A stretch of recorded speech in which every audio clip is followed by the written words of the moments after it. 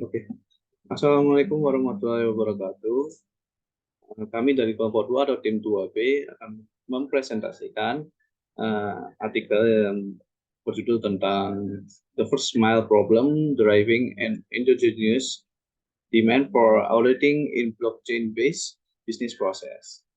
Sebelum kita melakukan masuk ke materinya, angka baiknya kita memperkenalkan diri terlebih dahulu.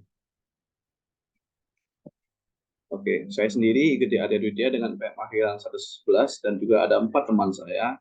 Yang pertama ada Esa Fira Nurul Akmalia dengan PM akhiran 063. Selanjutnya ada Nur Rahmat Priamitasari dengan PM akhiran 067. Selanjutnya ada Dinda Fitri Februari dengan PM akhiran 070. Yang terakhir ada Andini Widya Stuti dengan PM akhiran 076. Oke, selanjutnya kita akan masuk ke materi yang pertama yaitu perkenalan. Nah, untuk yang pertama perkenalan ini isinya itu ada apa itu blockchain dan juga tujuan utama dari artikel ini sendiri. Jadi blockchain ini bisa dikenal sebagai salah satu teknologi yang menarik pada investasi masa saat ini. Nah, di blockchain ini ada juga pasar blockchain global, yang di mana pasar blockchain global ini diperkirakan akan mencapai 169,5 miliar US dollar pada tahun 2025. Terus dengan CAGR itu 83,8% pada periode 2018 sampai 2025. Nah, faktor utama yang berkontribusi terhadap pertumbuhan pasar ini itu adalah meningkatnya investasi pada danaan modal ventura dan juga adanya teknologi blockchain yang hadir dan juga adopsi atau pengadaptasian teknologi blockchain ini pada hal tersebut.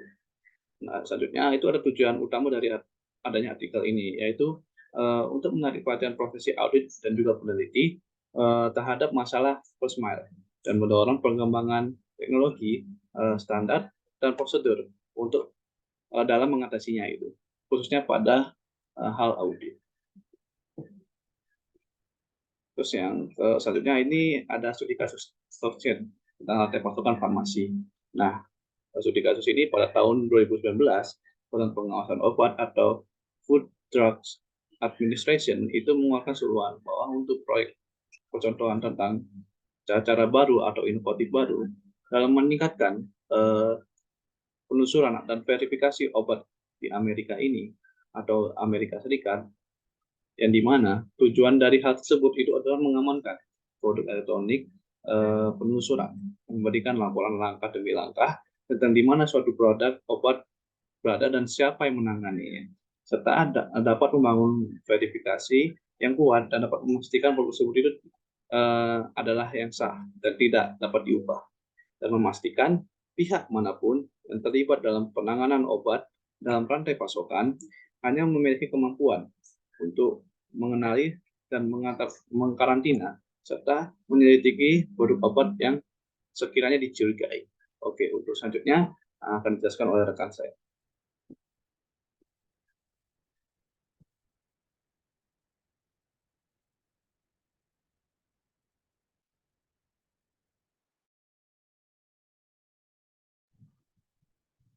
Selanjutnya, apakah blockchain selalu menjadi solusi yang tepat?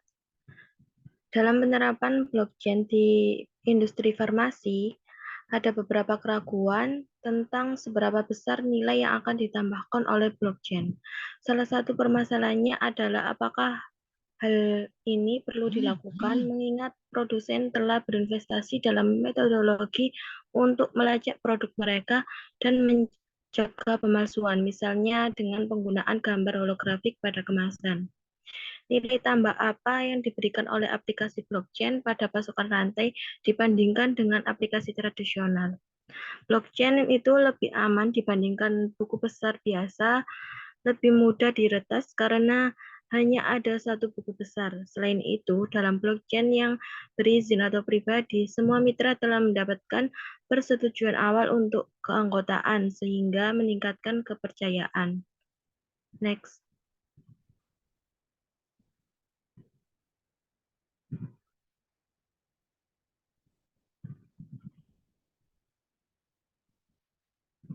Tiana Uman mengemukakan 4 kondisi agar blockchain menjadi aplikasi yang tepat untuk mencapai usia 15 tahun. Yang pertama, apakah ini merupakan proses yang melewati batas-batas kepercayaan? Hal ini penting karena berarti harus ada mekanisme untuk menjaga kepercayaan pada data ketika batas-batas tersebut dilewati. Cara tradisional untuk melakukan hal ini adalah dengan mengendalikan pihak ketiga yang dipercayakan oleh semua pihak, misalnya bank atau pedagang grosir. Yang kedua, apakah banyak pihak perlu mengerjakan data yang sama? Penyerahan data kepada pihak lain akan membantu banyak pihak untuk terus menambah dan mengakses data tersebut. Yang ketiga, apakah ada perantara yang saat ini menguasai satu-satunya sumber kebenaran? Untuk perantara mungkin akan memperlambat proses dan meningkatkan biaya dengan membebani biaya di atas peran mereka. Dan yang terakhir, apakah prosesnya melibatkan langkah verifikasi manual yang bernilai rendah? Blockchain memungkinkan penempatan langkah-langkah verifikasi manual dengan alternatif biaya yang bahkan lebih rendah daripada nilai rendah yang diberikan oleh langkah-langkah tersebut. Next.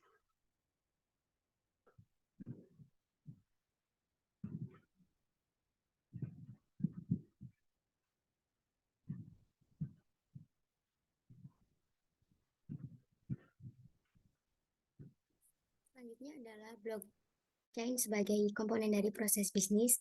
Kebanyakan blockchain berfungsi sebagai sebuah ledger atau buku besar yang terdistribusi, merekam, dan melindungi data digital melalui penggunaan kriptografi.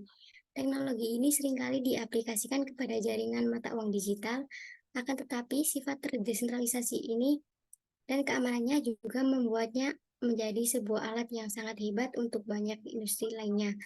Di dalam sistem blockchain ini, dibentuk secara kriptografi pada jaringan bisnisnya untuk menentukan kebenaran transaksi bersangkutan dan transaksi yang tercatat dianggap final dan tidak bisa diubah.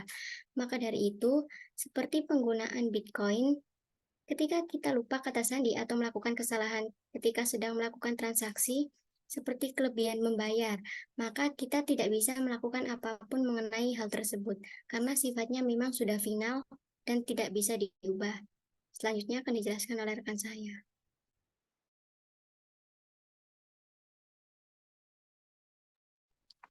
Baik, selanjutnya yaitu kasus bisnis untuk blockchain. Ada beberapa kasus. Yang pertama itu apakah blockchain diperlukan atau tidak, dan apakah buku besar terdistribusi diperlukan. Pak, apakah blockchain diperlukan atau tidak? Penggunaan blockchain sangat tergantung pada kebutuhan dan kasus penggunaannya.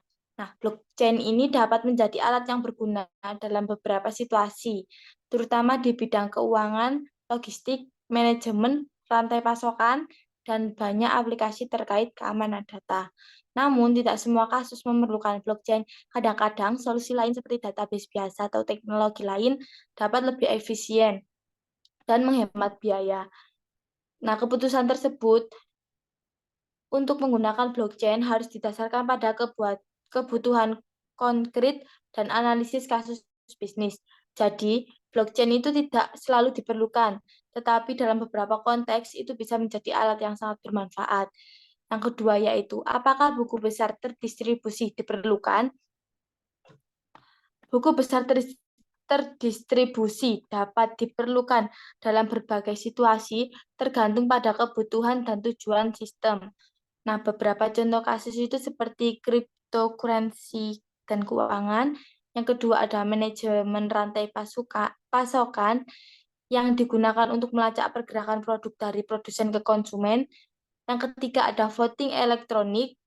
Yang keempat ada sistem keamanan. Selanjutnya akan dijelaskan oleh rekan saya.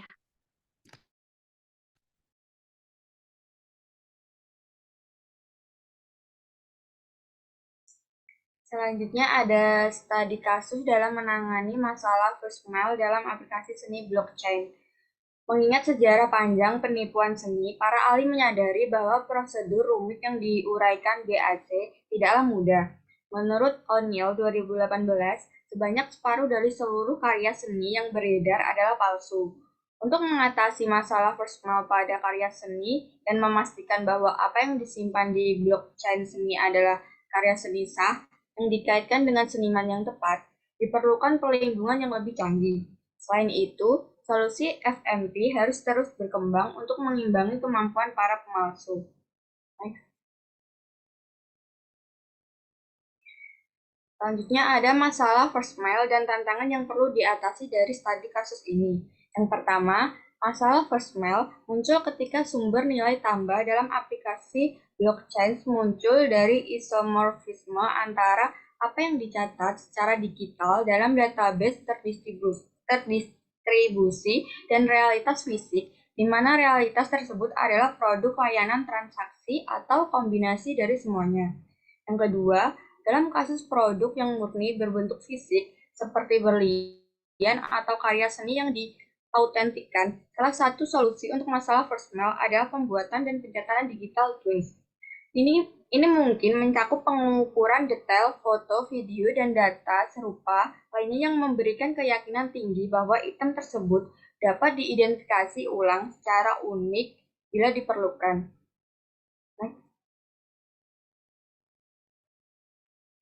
Yang ketiga, dalam layanan atau produk sebagai layanan, seperti makanan organik atau mengidentifikasi karya seni dengan seniman tertentu yang masih hidup, digital twins tidak akan cukup karena nilai tambah tidak hanya berasal dari kemampuan mengidentifikasi pada produk, namun mengetahui bahwa masukan manusia sesuai dengan apa yang diharapkan. Yang keempat, ketika analisis biaya manfaat tidak mendukung sepenuhnya mengatasi masalah first mile, blockchain dapat menambah nilai dengan menetapkan asal-usulnya. Misal, dengan memungkinkan penelusuran kembali produk melalui rantai pasokan atau lokasi dan kepemilikan suatu karya seni. Yang kelima, ketika menghadapi ketidakseimbangan kekuasaan, seperti dalam contoh pendaftaran tanah di Kenya, proses untuk mengatasinya adalah hal yang penting. Masalah first mile itu sendiri dilindungi dari peraturan atau korupsi. Next.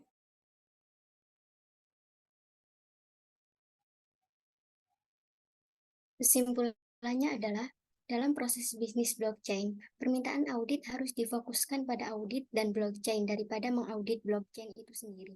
Hal ini karena meskipun blockchain dapat memastikan integritas data, teknologi ini tidak menjamin bahwa data yang tersimpan di dalamnya sudah sesuai dengan realitas fisik. Oleh karena itu, perusahaan audit harus memperhatikan masalah first mile problem dan memanfaatkan skeptisme profesional mereka untuk memeriksa hubungan antara kejadian fisik dan keterwakilan mereka dalam database. Selain itu, meskipun data yang disimpan di blockchain mungkin tidak dapat diubah, masih ada masalah pengendalian yang memerlukan pemeriksaan oleh auditor.